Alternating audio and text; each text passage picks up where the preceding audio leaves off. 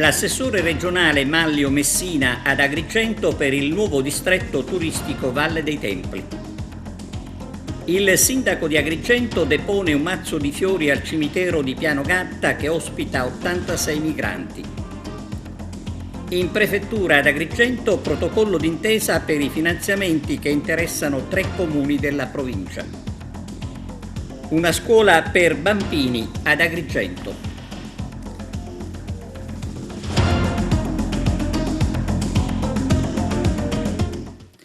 Bentrovati con TVA Notizie. Come avete sentito dai titoli, l'assessore regionale al turismo Manlio Messina è giunto ad Agrigento ai Filippini per presentare la nuova figura del distretto turistico Valle dei Templi, il servizio di apertura di Arturo Cantella. Visita stamani dell'assessore regionale al turismo Manlio Messina che ha presieduto la presentazione ufficiale della DMO, Destination Management Organization, un'evoluzione del distretto turistico Valle dei Templi. Ha coordinato l'evento Fabrizio Lagaipa. Sono intervenuti il capo di gabinetto vicario dell'assessore Calogero Pisano, il presidente del distretto e sindaco di Agrigento Francesco Miccichè, l'ex amministratore e socio del distretto Gaetano Pandolino, il direttore Enzo Camilleri. Ha concluso i lavori il vicepresidente Domenico Gueli, sindaco di Santa Elisabetta. Gli obiettivi sono certamente quelli di fare rete, fare squadra, unire e far sì che i privati non restino più da soli, quindi unire questa collaborazione forte e pressante tra enti pubblici, enti territoriali e enti privati. Credo che la strada imboccata qui ad Agrigento dall'amministrazione sia la strada giusta e noi sosteniamo tutte queste iniziative. Fallimento dei distretti si può parlare, si passa ora alle DMO. No, diciamo c'è stata da parte della politica negli anni un po' di lassismo e quindi hanno lasciato a se stesse queste belle realtà. Noi le abbiamo riprese, le abbiamo volute rinvigorire e credo che con alcuni casi stanno funzionando, anche ad Agrigento darà i risultati che speriamo. Tante le risorse investite, diceva lei, durante il periodo Covid che stanno dando quei risultati sperati. Sì, abbiamo investito tante risorse nella promozione, nell'aiuto anche a un settore, una filiera in grande difficoltà, forse la più penalizzata da questa pandemia, che è quella del turismo. Vogliamo continuare su questa strada perché ribadisco e dico sempre che le imprese vanno aiutate e non affossate. Ecco, per Agrigento cosa ci sarà in particolare? La politica del vostro assessorato mirata non solo alla Valle dei Templi ma alla nostra provincia? No, io credo che il territorio è tutto straordinario, la Valle dei Templi deve essere certamente il frontman, chiamiamolo così, del territorio agrigentino, ma questo territorio è tutto bello e straordinario, dobbiamo valorizzarlo per il suo Natale, per le festività religiose, dobbiamo valorizzarlo nell'estate sicuramente, quindi tanti eventi, abbiamo Pirandello, abbiamo il Mandorlo in fiore, abbiamo davvero tante alla via degli scrittori, la strada degli scrittori, abbiamo davvero tantissime realtà che vanno valorizzate e col distretto sono convinto che riusciremo in questo obiettivo. Ecco, tra gli obiettivi anche quello di destazionalizzare il turismo? Assolutamente sì, questa è la scommessa più importante, allungare i pernottamenti in un periodo in cui il turismo i numeri calano in maniera precipitosa e quindi questo dobbiamo evitarlo e far sì che questo allungamento di stagione ci consenta di aumentare anche l'economia, il PIL e quindi i posti di lavoro in Sicilia e nel territorio siciliano. La DMO sarà veramente lo strumento che porterà in alto la destinazione di Agrigento, è uno strumento che è stato fortemente voluto dall'assessore Manlio Messina. Naturalmente Agrigento è la prima DMO riconosciuta e lavoreremo per una promozione forte a livello nazionale, a livello internazionale, ma sarà anche partecipata di una serie di eventi territoriali per portare avanti e aumentare il numero del turismo ad Agrigento. Oggi è stato un giorno importante perché la presenza autorevole dell'assessore al turismo Manlio Messina dimostra che la politica c'è, la politica è accanto agli agrigentini, la politica è accanto alla città, la politica è anche accanto alle sorti culturali e turistiche dell'intera Sicilia. Cosa c'è di importante? Il DMO, Destination Management Organization, è sempre l'evoluzione del distretto turistico, già sancito nel 2015 e finalmente sta prendendo piede. L'importanza fondamentale di questa iniziativa è quella di far sì che gli escursionisti, cioè quelli che vengono a Agrigento ma per meno di 24 ore, possano invece prolungare la loro permanenza per 1, 2, 3 giorni o anche di più e quindi non saranno più escursionisti ma saranno turisti, nel vero senso della parola, e quindi arricchire il bagaglio economico e culturale dalla nostra Agrigento. Ci si aspetta che si possano finalmente attrarre delle risorse sul nostro territorio e che si possa mettere a regime quella che è l'offerta turistica, per cui il distretto smette di occuparsi solo di pubblicità e di marketing, ma comincia a occuparsi anche di management organization, cioè proprio la gestione e l'ottimizzazione dei processi turistici. Oggi abbiamo avuto la significativa visita dell'assessore regionale al turismo, che in qualche maniera ci ha investiti di questa responsabilità. È una tappa di arrivo, ma è soprattutto una tappa di partenza. Da adesso si comincia a lavorare veramente. Il sindaco di Agrigento, Franco Miccichè, ha deposto un mazzo di fiori al cimitero di Piano Gatta, dove sono sepolte 86 delle 368 vittime della tragedia di Lampedusa. Intanto continuano gli sbarchi. Arturo Cantella. Continuano gli sbarchi a Lampedusa, dove i primi 19, oggi oltre 600 migranti. Nella nottata altre 42 persone sono giunti nell'isola, nonostante il trasferimento di 115 ospiti. Nel centro di primissima accoglienza sono presenti oltre 630 migranti a fronte di una capienza di 250 persone. La squadra mobile di Trapani, i carabinieri del Rosso, hanno arrestato un tunisino di 33 anni, ricercato dallo scorso 9 gennaio 19 e ritenuto membro di un gruppo dedito al favoreggiamento dell'immigrazione clandestina dalle coste africane a quelle siciliane.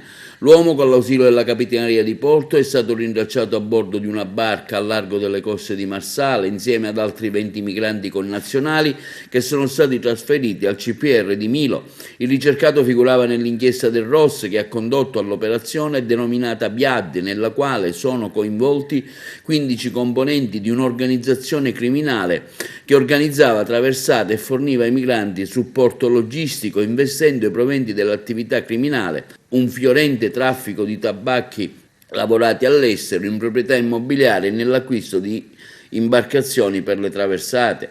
Intanto, in merito al naufragio di Lampedusa del 2013, commemorazione e appello del sindaco di Agrigento a nome della comunità agrigentina e mia personale, il sindaco ha deposto un mazzo di fiori nel cimitero di Piano Gatta, che ospita 86 delle 368 vittime della tragedia di Lampedusa dello scorso 3 ottobre 2013. Sono 20.000 i morti che si sono contati dopo quel terrificante episodio.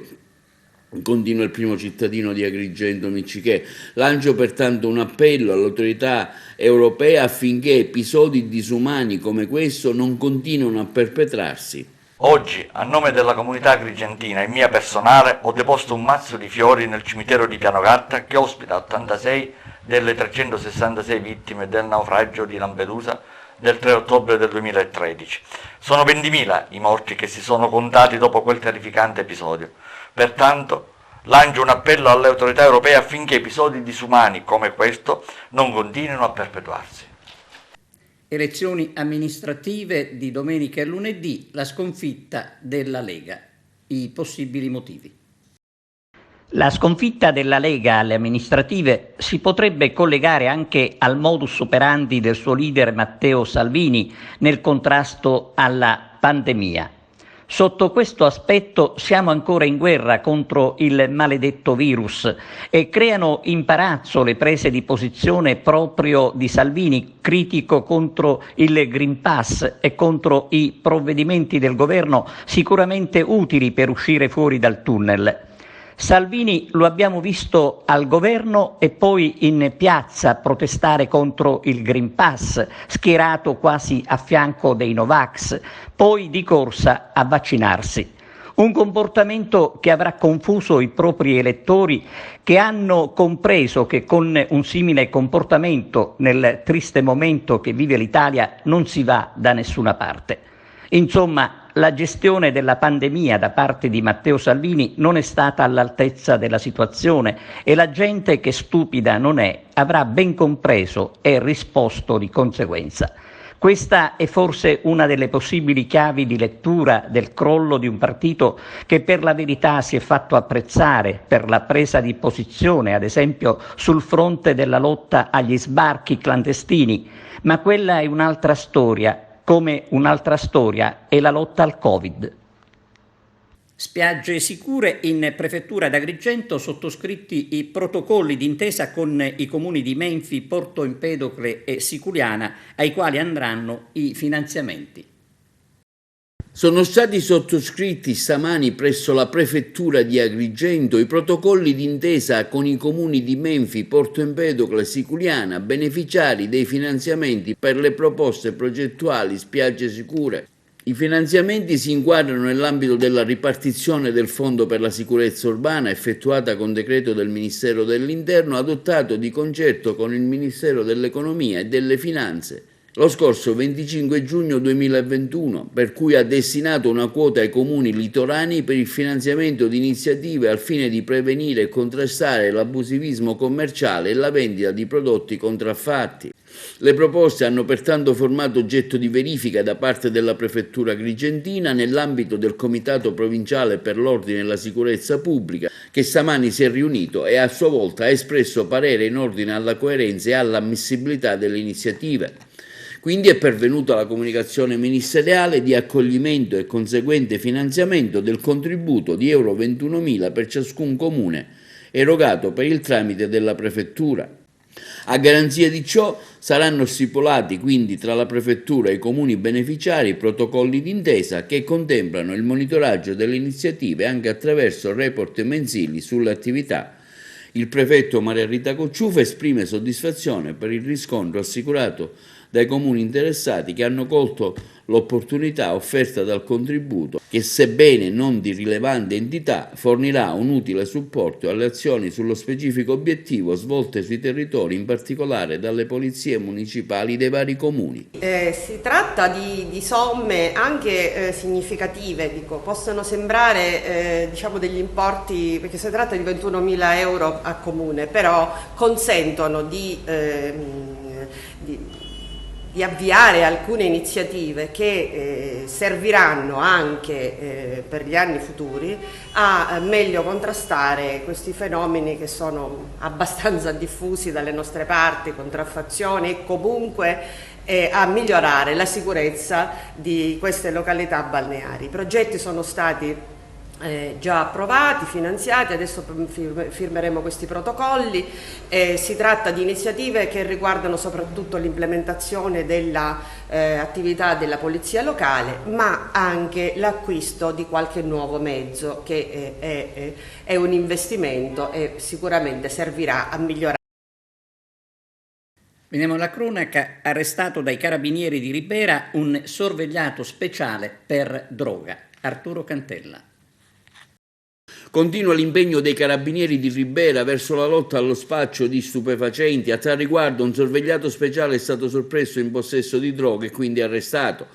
Il fatto è successo nella giornata di ieri. I carabinieri della Tenenza di Ribera, nell'ambito dei predisposti servizi finalizzati alla repressione dei reati in materia di stupefacenti, hanno arrestato un 52enne del posto, già sottoposto alla misura di prevenzione della sorveglianza speciale. L'uomo è stato sorpreso in possesso di 16 grammi di hashish. Nel corso della perquisizione a casa, i militari dall'arma, oltre allo stupefacente, hanno rinvenuto anche 2 bilancini elettronici di precisione e del materiale compatibile con un'attività di taglio e confezionamento della sostanza, elementi che hanno fatto scattare le manette per l'accusa di detenzione ai fini dello spaccio di sostanza stupefacente, con l'aggravante di aver commesso il reato in regime di sorveglianza speciale.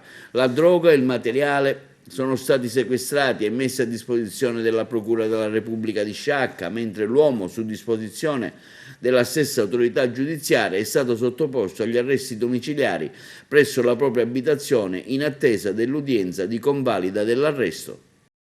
Pensionamenti nella scuola dal 1° settembre del prossimo anno. Gli interessati avranno tempo fino al 31 ottobre prossimo per la presentazione delle domande. Il servizio. Al via i pensionamenti del comparto scuola dal 1 settembre 2022, le domande entro il 31 ottobre di questo mese.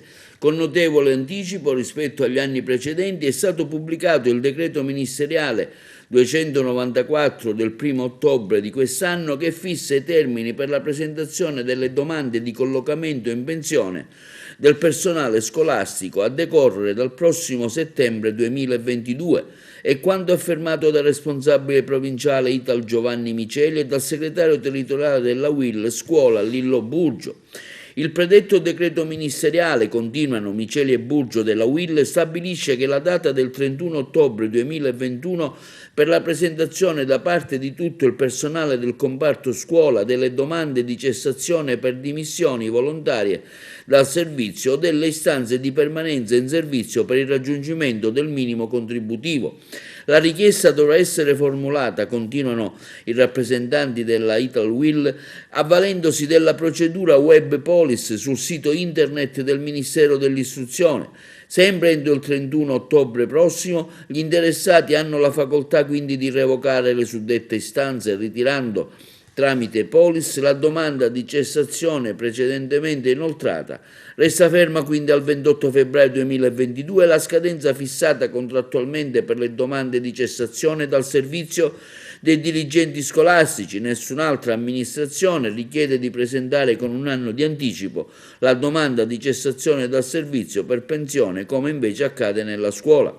Si tratta per i sindacatisti della UIL di sovraccaricare ulteriormente le segreterie scolastiche, su cui ricade la formalizzazione di tutti gli atti propedeutici alla liquidazione dei trattamenti pensionistici, nonché gli uffici di patronato per la successiva trasmissione della domanda di pensione all'INPS. Pertanto, premesso il considerevole anticipo dei termini da parte del Ministero dell'Istruzione e le necessarie preventive operazioni assicurative e le valutazioni sulle scelte pensionistiche, l'invito della UIL a prendere contatto con la propria segreteria e gli uffici di patronato. Il coordinamento della Lega Cooperative Sicilia di Agrigento, Palermo e Trapani esprime preoccupazione per la bocciatura dei progetti per l'agricoltura che riguardano l'isola. La Lega Cooperative lancia un appello alle forze politiche per evitare che la bocciatura diventi una disfatta per il territorio siciliano. Continua la protesta delle aziende che vantano crediti dalla gestione commissariale dell'ex Girgenti Acque. Le aziende godono del sostegno della CNA, il servizio di Arturo Cantella. Continua l'impegno della CNA della provincia di Agrigento verso il recupero dei crediti verso le imprese impegnate nel servizio idrico integrato nel territorio agrigentino, vantato sotto la gestione commissariale. I vertici della CNA di Agrigento, a cui le aziende fornitrici, circa una ventina, si sono affidate per la loro rappresentanza sindacale, promettono di non lasciare nulla di intentato per il recupero delle somme non percepite complessivamente.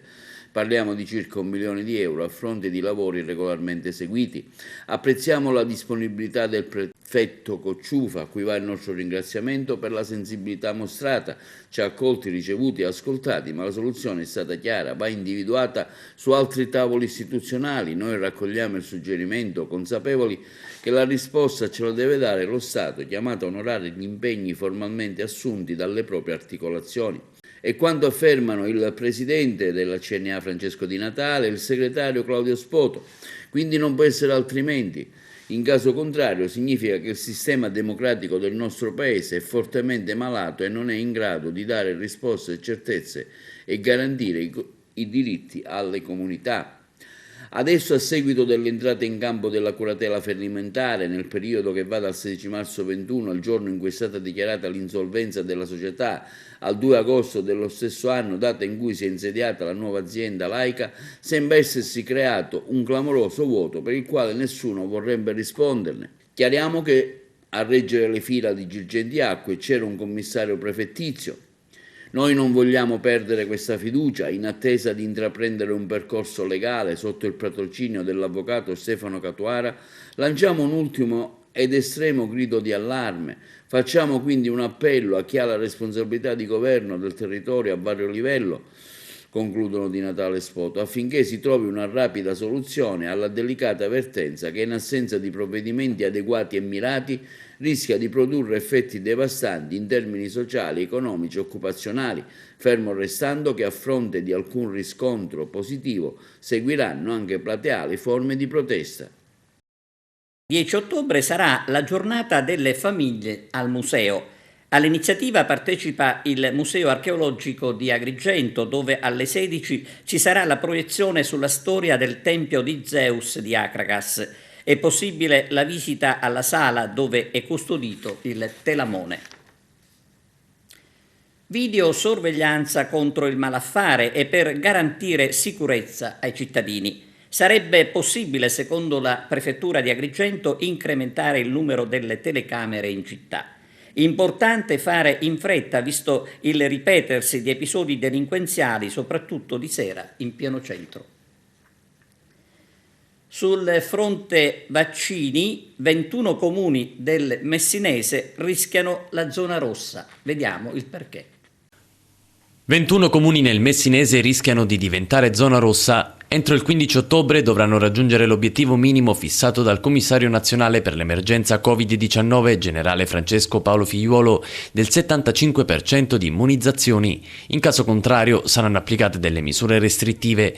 Si tratta, si apprende in un comunicato stampa dell'ASP di Messina, dei comuni di Valdina, Tortorici, Scaletta Zanclea, Savoca, Sant'Alessio Siculo, Santa Teresa Riva, Rometta, San Filippo del Mela, Pace del Mela, Lipari, Leni, Itala, Giardini Naxos, Gaggi, Furnari, Furcisiculo, Fiume di Nisi, Castelmola, Castelvecchio Siculo, Ali Terme e Ali. Nelle scorse ore una lettera è stata inviata ai sindaci di questi comuni per invitarli a portare avanti insieme all'ufficio emergenza Covid e all'ASP di Messina tutte le iniziative possibili, oltre a quelle già in atto, per incentivare le vaccinazioni. Lo evidenzia il commissario straordinario dell'ASP di Messina, Bernardo Alagna, il quale ricorda che il 15 ottobre non è, infatti, solo la data dell'entrata in vigore del Green Pass obbligatorio sul posto di lavoro, ma anche quella in cui la Regione valuterà provincia per provincia il raggiungimento del target minimo del 75%. Le comunità dei 21 comuni, aggiunge, hanno un tasso di persone vaccinate estremamente basso, tra il 50 e il 60%, e al di sotto della media regionale, che è al di sopra del 78%. Una condizione che determina un aumento della possibilità che questi comuni possano dopo il 15 ottobre essere definiti come zone ad alto rischio, con pesanti ripercussioni per la salute pubblica e anche con ricadute su attività economiche locali. Pertanto invitiamo le rispettive comunità a una più ampia partecipazione alla campagna vaccinale. E dopo il sostegno alla sua candidatura a presidente della regione parla il sindaco di Messina, De Luca.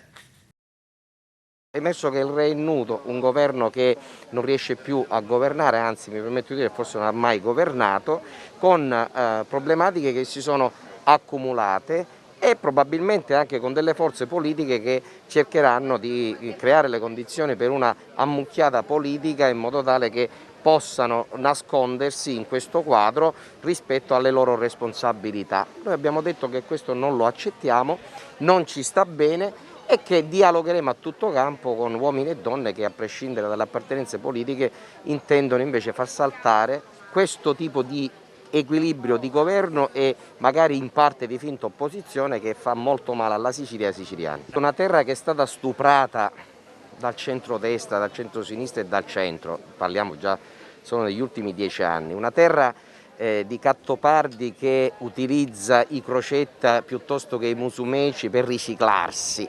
Rispetto a tutto questo spettacolo, ancora quando sento parlare che la Sicilia va nelle mani della sinistra piuttosto che della destra, mi viene da piangere con molta onestà. Esattamente questo è il tema, questa suddivisione pseudo-ideologica che viene utilizzata soltanto da qualche trombono trombato dalla politica per continuare a rimanere a galla, è proprio quella che noi invece vogliamo combattere. Qua la partita che noi giochiamo è sopra i partiti, chi ci vuole stare ben venga, certamente come ho già avuto modo di dire direttamente a Miccichè, al quale abbiamo notificato il preavviso di sfratto, noi non abbiamo intenzione di aspettare che qualcuno ci offra il classico piatto di lenticchie, anche perché mi hanno offerto ben altro già, ma noi non stiamo avviando questo progetto di liberazione della Sicilia perché siamo alla ricerca di poltrone. Finora i fatti dimostrano che noi le poltrone magari le lasciamo ad altri, ci rinunciamo. Ricordatevi l'esperienza di Messina, 1 aprile 2017 si votava a giugno 2018. state attenti a queste date, a questa metodologia, è identica, né più né meno, e di conseguenza dico chiaramente, io non devo convincere nessuno delle mie mosse, dico state attenti però classe politica, perché noi agiremo per far saltare i banchi di maggioranza e di opposizione, su questo non ci sono dubbi. Questa sera la sentenza della Cassazione del processo Borsellino-Quater. A 29 anni dalla strage di Via D'Amelio, questa sera la Corte di Cassazione metterà la parola fine al processo cosiddetto Borsellino-Quater, che vede alla sbarra i boss Salvo Madonia e Vittorio Tutino, condannati all'ergastolo sia in primo che in secondo grado, e i falsi pentiti Francesco Andriotta e Calogero Pulci, condannati entrambi a 10 anni per calunnia.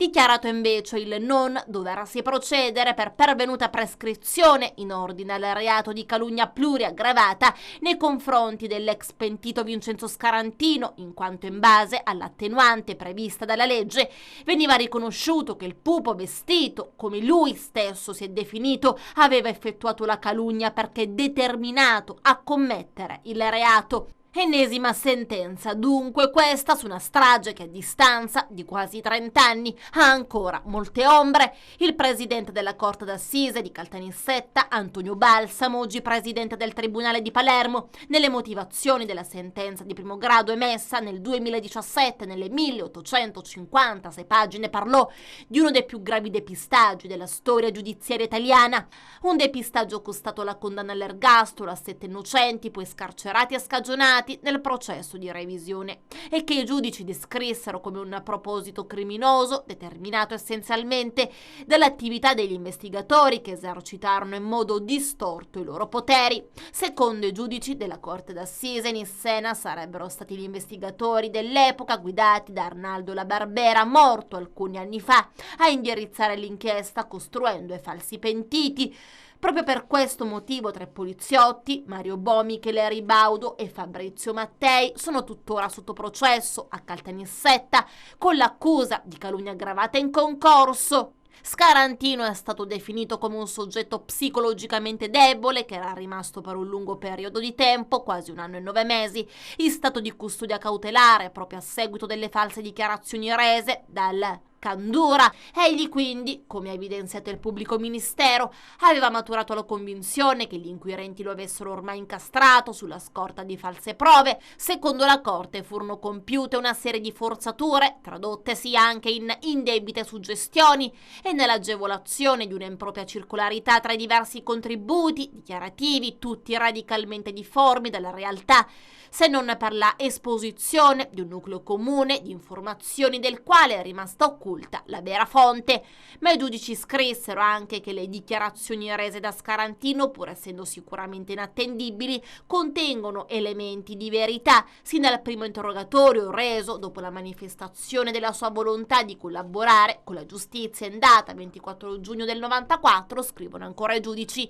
Scarantino ha affermato che l'autovettura era stata rubata mediante la rottura del bloccasterzo e ha menzionato l'avvenuta sostituzione delle targhe del veicolo. Nel successivo interrogatorio del 29 giugno, sempre del 94, ha anche specificato che essendo stato rotto il bloccasterzo dell'autovettura, il contatto veniva stabilito collegando tra loro i fili dell'accensione. Egli inoltre ha aggiunto di aver appreso che sull'autovettura erano state applicate le targhe di un'altra Fiat 126 prelevate dall'autocarrozzeria dello stesso Rofino, circostanze del tutto corrispondenti al vero ed estranee al personale patrimonio conoscitivo dello Scarantino, il quale non è stato mai coinvolto nelle attività relative al furto, al trasporto, alla custodia e alla preparazione dell'autovettura utilizzata per la strage. È illecito comunque interrogarsi sulle finalità realmente perseguite dai soggetti inseriti negli apparati dello Stato che si resero protagonisti di tale disegno criminoso, caso con specifico riferimento ad alcuni elementi. Come facevano i suggeritori a sapere la storia della 126, è del tutto logico ritenere, scrivono ancora i giudici, che tali circostanze siano state suggerite a Scarantino da altri soggetti, quali a loro volta le avevano apprese da ulteriori fonti rimaste occulte. Dunque chi ispirò i suggeritori? La Corte d'Assise parla nella sentenza di un insieme di fattori che avrebbe logicamente consigliato un atteggiamento di particolare cautela e rigore nella valutazione delle dichiarazioni di Scarantino, con una però minuziosa ricerca di tutti gli elementi di riscontro. La Corte definisce la ricostruzione della vicenda un mosaico che nel suo complesso continua a rimanere in ombra in alcune sue parti, come la scomparsa dell'agenda rossa e la ricomparsa della borsa del magistrato in circostanze non chiarite, nella stanza dell'ex capo della mobile Arnaldo La Barbera, la presenza di uomini sconosciuti sulla scena del delitto e nell'immediatezza dello stesso e di una persona estranea a Cosa Nostra mentre veniva imbottita di tritolo la 126 usata per l'attentato.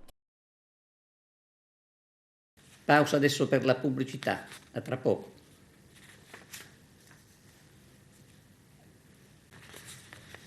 Un disagio mondiale, quello vissuto ieri a partire dalle 17:30 per il blocco di WhatsApp, Instagram, Messenger e Facebook.